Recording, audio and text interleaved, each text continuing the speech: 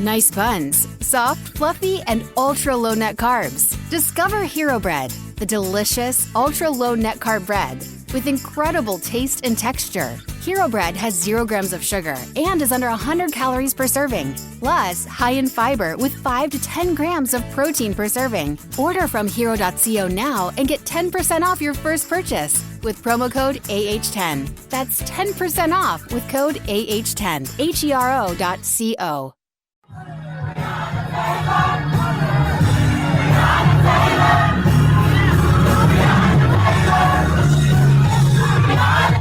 This is Make It Plain. MIP With Masamela Matfumo. Mark Thompson. Get woke.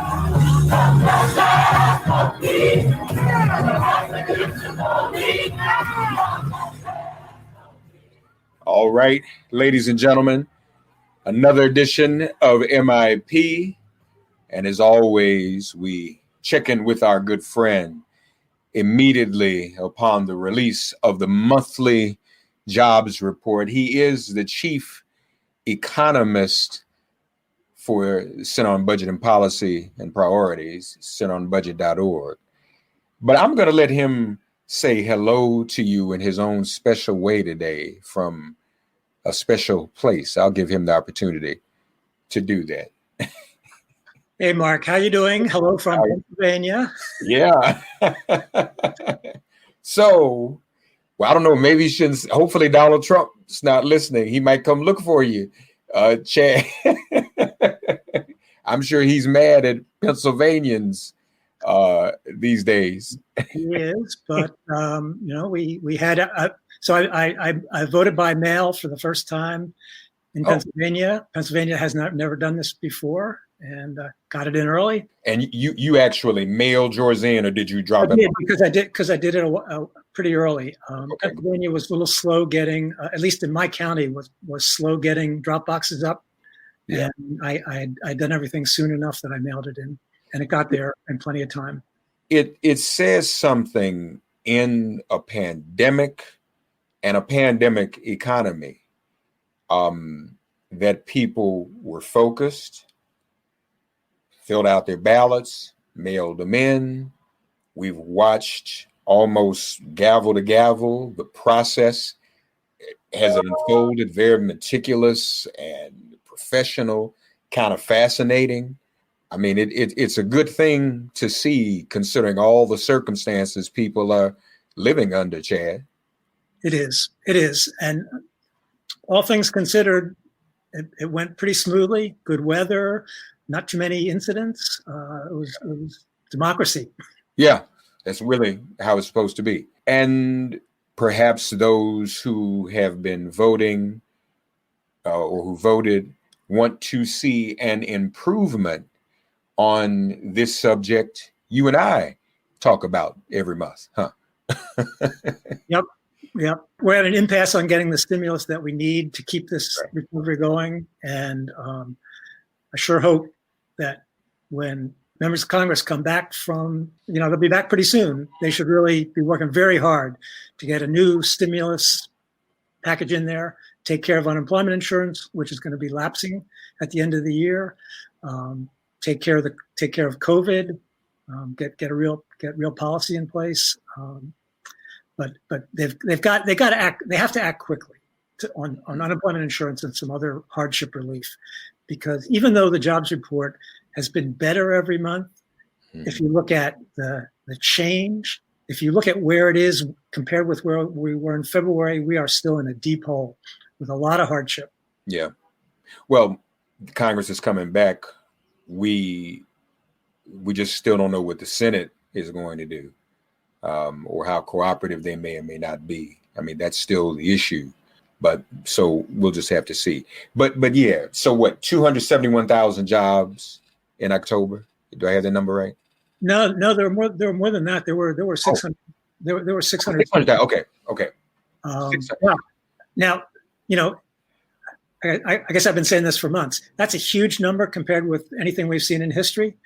But so's the jobs hole we're in, and we're only halfway back. We're 10.1 million jobs below where we were in February still, notwithstanding the and yeah, the picture shows that we're in a hole, and the recovery rate is starting to slow down. We're not coming back as fast as we were in the first couple of months of the recovery, and we're way below where we were in February. Yeah. So, but this is the 630,000 is still less than in any of the previous months. That's right. Correct. That's right. We've been slowing down how many jobs we're adding, even though the absolute number of jobs is big. It's getting smaller, and the hole is still there. So 638,000 total, a little less than usual. The 271,000 number I mentioned was in the leisure and hospitality industry, where people of color, those usually hit most by the unemployment statistics, are disproportionate. But now some of those jobs are beginning to come back, correct? That's correct. All right. So is it, as you have said in the past, the white unemployment rate usually goes down first and more swiftly. Yep. But what's happening with African Americans, Latinos, does this month lower the unemployment rate for all of them as well? It did. Everybody's unemployment rates came down. As is true historically, the white rate is lower and tends to come down faster in the early stages of a recovery. And that's happening now. And I'm calling it a recovery because we are really coming back. But we can also call it a slump. Yeah. Because we're far down as well. It's a relative recovery. Yeah. Compared to what would be going on if this weren't a pandemic. And, you know, you and I have always kind of had our seatbelts on because of the unpredictability of the pandemic, right? And right. And that's happening now. There's right. a lot of uncertainty about that. We're looking at Europe. Yep. They're shutting down. I mean, literally shutting all the way down again. Second wave. I don't know that America's gotten out of its first wave yet, has it? That's right. We're in a plateau, or maybe a shallow valley halfway up the mountain. Right. The slope. Yeah. Yeah. But in a situation like this, I guess people are still going to try to come back until we have to shut back down again. And we can rest assured that if there is a new administration, the new administration has already said it's not going to play around. So when it comes to that, but then they've also said they're committed to seeing to it that people have money and resources that they're going to, I mean, when you're president, you know, Chad, if you were president, I was vice president, we'd have to figure out how to do a shutdown and a competent way to keep the economy going at the same time, to walk and chew gum at the same time. That's right. If you're going to work, if you're going to do the job, right? That's right.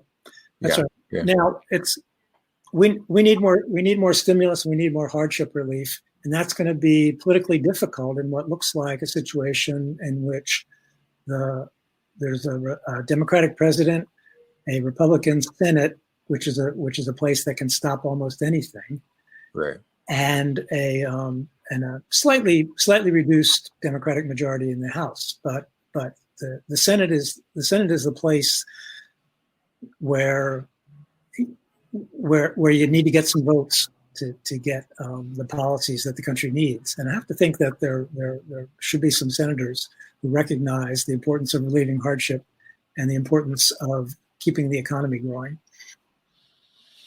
Yeah, one would hope so. Yep. As opposed to just being obstructionist in every way. Or I think people now are in this, you know, there were those two big words that Dr. King used at the March on Washington. And when he used them, nobody knew what he meant. The words were too big in 1963. But it's taken 50 years. But I think everybody knows what those words mean now. Interposition and nullification.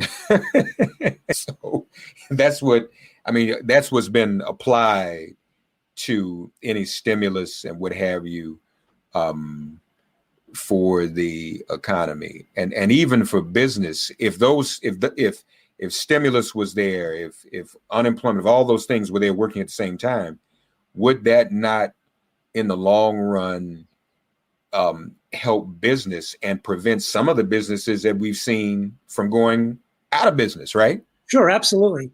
And credit where credit is due. The CARES Act passed in March with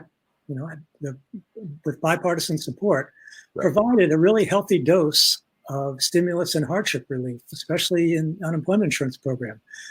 But it had arbitrary cutoff dates, and the $600 went away. The supplement to benefits went away.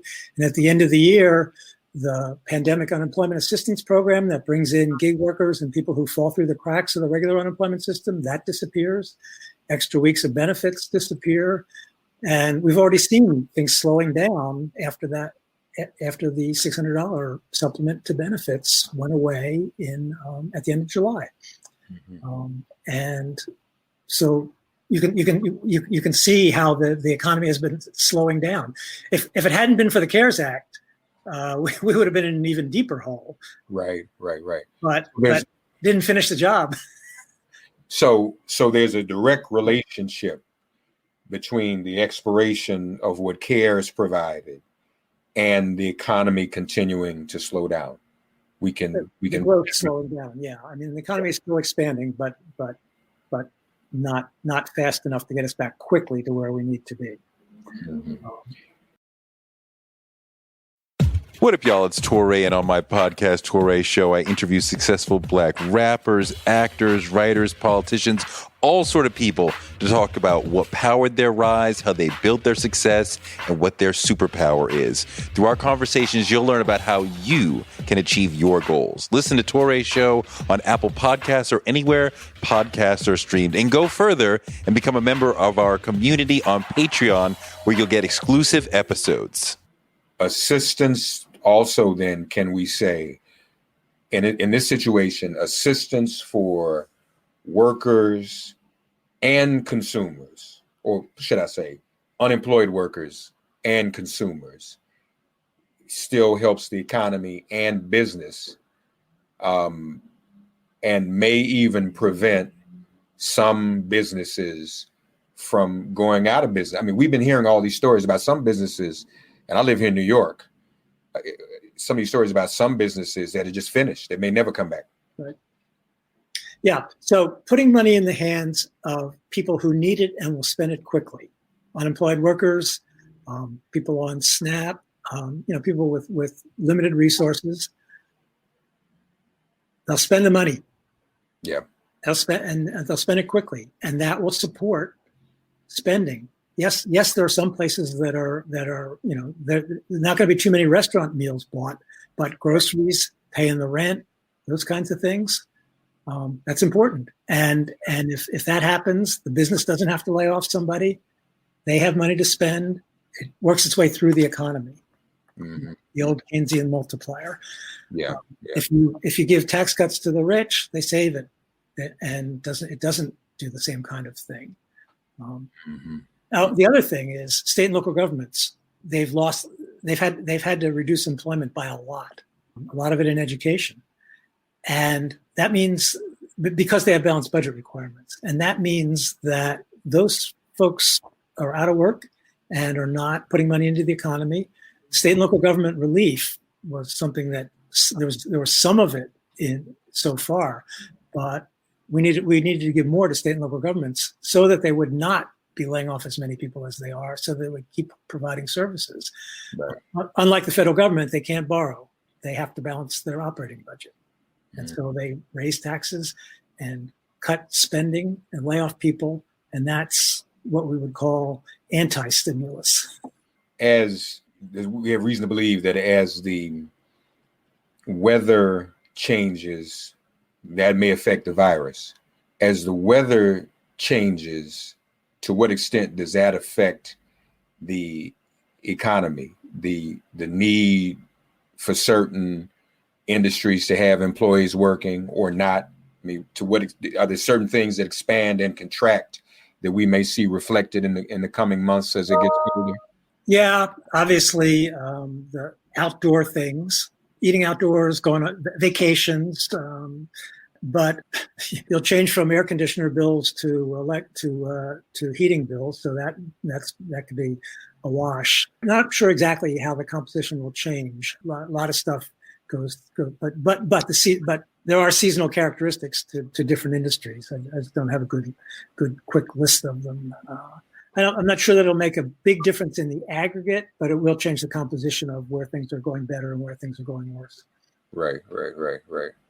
But you mentioned the heat. People got to pay the heating bill. They need money to pay the heating bill, don't they? That's right. Labor force participation rate is still 1.7 below February.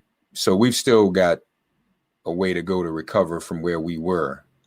Yeah. So we talk about the unemployment rate, but that doesn't count people who've stopped looking.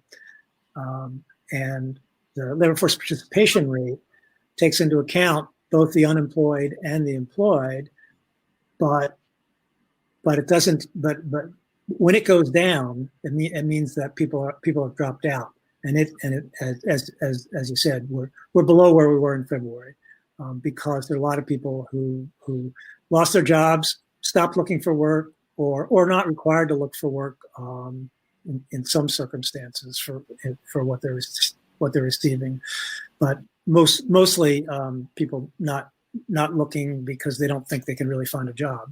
We went through a lot of that, talking about how the unemployment rate wasn't a complete indicator in the recovery from the Great Recession, how there was still a lot more economic slack than the unemployment rate was measuring. Well, it's the same thing here. We're seeing that again. And so labor force participation, share of the population with a job, they ticked up some in October, but they're still below where we were in February. And the long-term unemployed is a statistic that we're starting to pay attention to again. People have been looking for work for 27 weeks or more. Well, regular state that's grown by a lot. I think the number of people has doubled from like 1.8 million to 3.6 million, and it's going up. And one of the relevant things about that is regular state unemployment insurance benefits max out at 26 weeks. Some states provide fewer than that, and that's been supplemented by CARES Act measures that provide an extra 13 weeks of federal benefits, and that provide the pandemic unemployment assistance program that allows people who slip through the cracks in the regular system, gig workers being one, but people who need to take care of sick family members being another. That doesn't usually qualify you for unemployment insurance. So those things, so 27 weeks, more people being unemployed for 27 weeks and fewer unemployment insurance benefits being provided beyond the regular 26 weeks of state benefits is a budding problem. Yeah. That means people don't have anything. Yep. And this stuff goes away at the end of the year if policymakers don't do something before then. Can't wait for the new Congress. Yeah. And imagine if there's a household where there are two parents, two adults, and a family. I mean, it's bad enough with one adult and a family, a single parent, and you're beyond that 27 weeks. What are you supposed to do? Yeah. No, it's tough. It is really tough because there's not jobs to be found. I mean, normally, the average duration of unemployment spells in a healthy economy is well below 26 weeks. But in a recession economy, the average spell becomes longer than 26 weeks. And that's where we're going to be heading. We're not there yet, but that's where we're going to be heading. Mm-hmm. And Chad, you have a pandemic. Ideally, you have a job with some form of, at best, health insurance, at worst, income to help you stay healthy. That's right. Being broke does not help your health in terms of diet and food and healthy options for healthiness, Right. In the middle of a pandemic. Right. It's no good in normal times. It's even worse in a pandemic. Yeah. Yeah, this is something.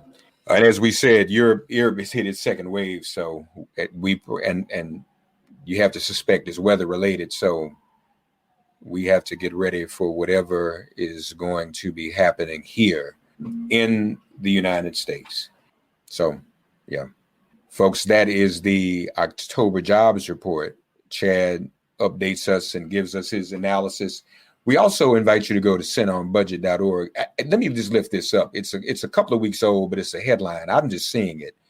Arlock Sherman on the blog at Center on Budget. Actually, speaking of households, headline: 4 in 10 children live in a household struggling to afford basics. Now, Chad, as you know, my economics isn't great, but 4 in 10 means 40%. Am I right about that? That's right. And 40% is 10% less than 50%.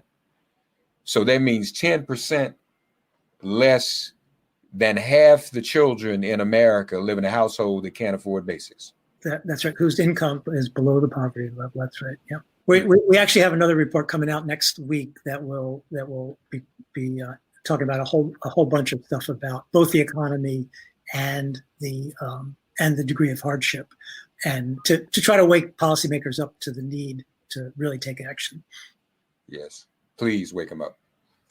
Wake them up the way your state woke the world up. The way Pennsylvania woke the world up, if you don't mind, if y'all not too busy. Chad Stone, Center on Budget, and you can also find his analyses on his Twitter feed, Chad CBPP, for Center on Budget and Policy Priorities. Chad CBPP. Check him out right there as well. Chad, as always, thank you, buddy. You're welcome. Great to talk to you, Mark. Always great to talk to you. Thanks for getting woke and listening to Make It Plain. Please remember to listen, like, subscribe, and wherever you get your podcasts, please give the show a 5-star rating. And please do spread the word. Let's all continue to pray for each other during this pandemic and this police-demic. If all hearts and minds are clear, it has been made plain.